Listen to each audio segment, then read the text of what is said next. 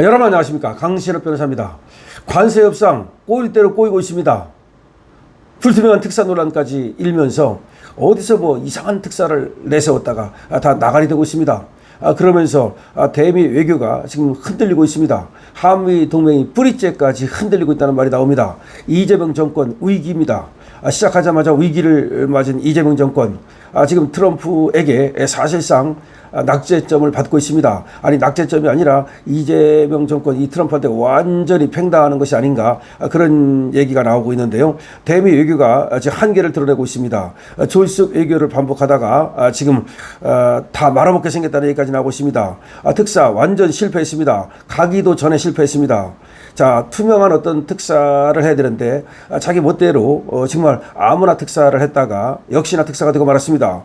이재명 정부 출범 시작부터 꼬이기 시작한다는 얘기가 나오고 있고요. 한미 동맹 관계가 시간이 갈수록 봉합은커녕 더 꼬이고 있는 모습입니다.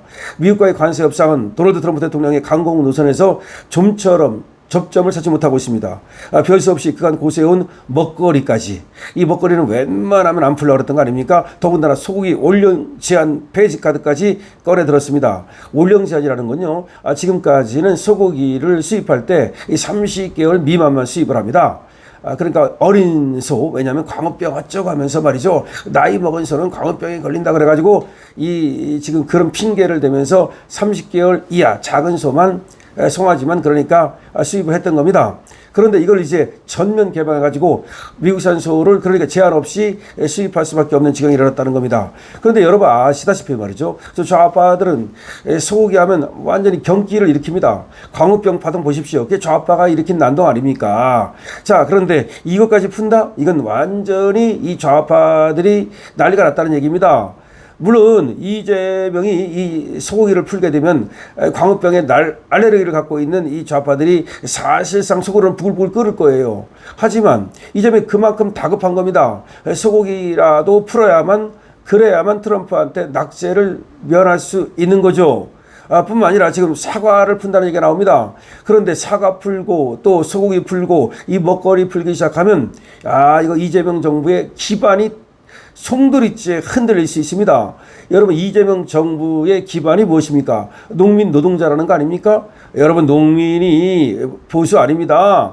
지금 농민은 말이죠, 완전히 좌파화됐습니다. 자, 그런데 이 소고기 수입이다, 또 사과 수입이다, 지금 쌀까지 수입할 판입니다. 일본을 향해서 트럼프가 쌀을 수입해가라, 이렇게 지금 얘기하고 있단 말이죠. 우리도 그럴 가능성이 없는 게 아닙니다.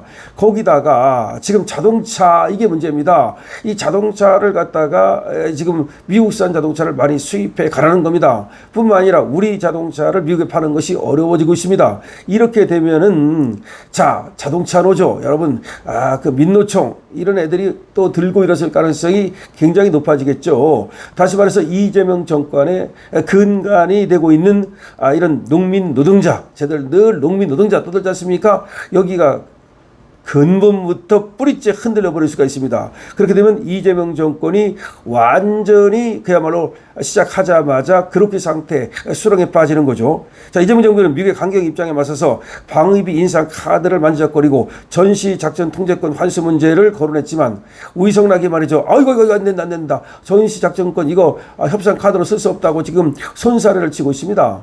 왜 우이성락이 미국에 갔다 와서 전시작전권 이거는 하나 협상 카드가 될 수 없다고 손사래를 칠까요?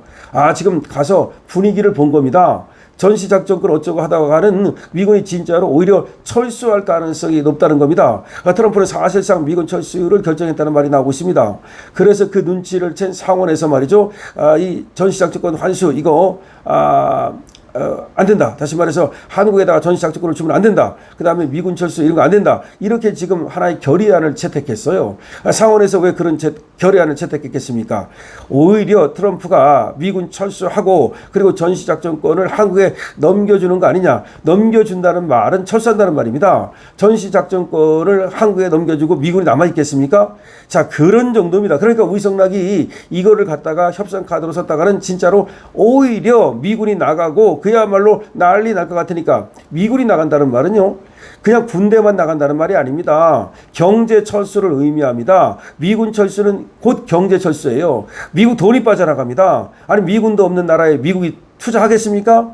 미국의 돈이 빠져나가요. 미국의 돈이 빠져나가면 미국 동맹의 돈이 빠져나갑니다. 영국 돈 다 빠져나가고 프랑스 돈, 일본 돈 빠져나갑니다. 경제 초토화됩니다. 왜 그거를 이재명은 모르는지 아는지, 아니 그냥 미군 철수 문제가 군대만 나간다고 생각합니까? 미군이 나가면 미국 돈이 나가고 미국이 한국에 대해서 관심을 끊는다는 얘기가 돼요. 그 순간 한국은 필리핀 되는 겁니다. 그거를 전혀 모르고 지금 까불고 있는 거예요. 미국이 한국에서 관심을 끊으면 그 관심은 어디로 가겠습니까? 대만으로 가죠. 대만은 그야말로 급성장할 수 있습니다. 대만이 말이죠. 미국의 그런 도움을 우리만큼 받았더라면, 우리가 미국의 도움을 얼마나 많이 받았습니까? 만약에 대만이 미국의 도움을 우리만큼 받았더라면 지금 대만은 세계 1위 국가가 됐을 거예요. 자, 그렇기 때문에 우이성락이 그 눈치를 채고서 안 된다 안 된다 그러면서 지금 전시작전권 그 얘기를 지금 쑥 들어가게 하고 있습니다. 다시 말하면 저것들이 아무것도 모른 채 지금 관세에 허둥지둥하면서 아무 카드나 꺼내 들었다가 지금 난리가 난 형국입니다.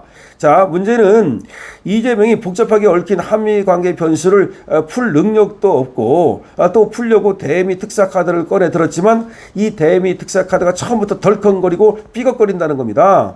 특히 김종인 같은 자를 갖다가 이게 좌인지 우인지도 모르고 그 다음에 무슨 외교도 전혀 모르는 이런 자를 꺼내 들었다가 반발에 부딪혀가지고 시작도 못했다는 겁니다. 김종인이 실패한 이유는 좌파들로부터의 반발도 있고요. 그 다음에 김종인이라는 사람이 과연 특사로 맞느냐 이겁니다. 특사를 보낸다는 얘기는 그야말로 굉장히 중요한 외교 포인트예요. 그런데 이게 김종인을 썼다는 거, 그 다음에 이현주를 썼다는 거, 추미애를 썼다는 것 자체가 이재명의 용인술이 없다. 지금 이재명이 용인술이 있다 이런 얘기 하고 있었잖아요. 천만의 말씀입니다. 이재명이 쓰는 사람 보면 제일 아는 사람의 범위가 좁기 때문에 자기 변호사 아니면 자기 측근 이게 다 아닙니까? 아니면 의원. 다시 말해서 이재명이 사람 쓰는 것이 전혀 용인술이 없어요. 그래서 이 용인술에 이라는 것은 사람을 넓게 구할 수 있는 능력, 사람을 갖다가 판단할 수 있는 능력이 있어야 되는데 그게 없으니까 그냥 차관은 전부 다 승진시켜 가지고서 1급 하던 사람들 승진시키고 이런 식으로 하지 않습니까? 그리고 시키는 사람 보면 다 변호사 하던 사람 아닙니까? 자기 옆에서. 아니면 오랫동안 자기 직결하던 사람 아닙니까? 그러다 보니까 아는 사람이 없다 보니까 또 믿을 수 있는 사람이 없다 보니까 아무나 시켰다가 저런 어떤 지금 참사가 일어난 겁니다. 외교 전문가들은 말이죠. 특사 외교가 성공하려면 명확한 임무, 진정성 있는 메시지, 적절한 타이밍, 충분한 협상 환경 이런 게 있어야 특사가 성공을 하는 거랍니다. 그러니까 특사를 아무 때나 그냥 아무나 보내가지고 아무 생각이나 갖고 보내면 그 특사가 성공을 합니까? 오히려 그 특사 때문에 관계가 굉장히 망치는 수가 많다는 거죠. 그래서 지금 처음부터 꼬였다. 한미 관계를 특사로 풀어보려 했으나 그게 꼬였다는 겁니다. 여기서 중요한 포인트가 있어요. 한미 관계는 특사로 푸는 게 아니에요. 지금까지 한미 관계는 항상 정상들은 뭘로 풀었습니까?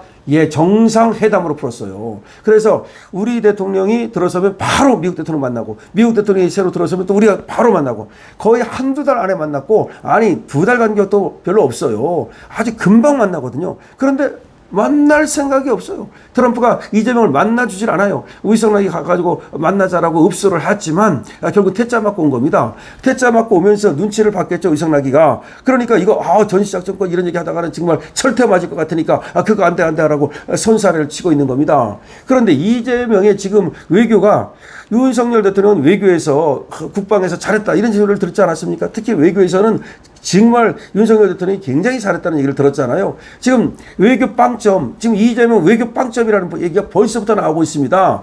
그리고 또 그럴 것이 정상회담 지금 실패하고 있죠. 특사 외교 실패하고 있죠. 그럼 어떻게 한다는 겁니까? 관세 외교 실패하고 있죠.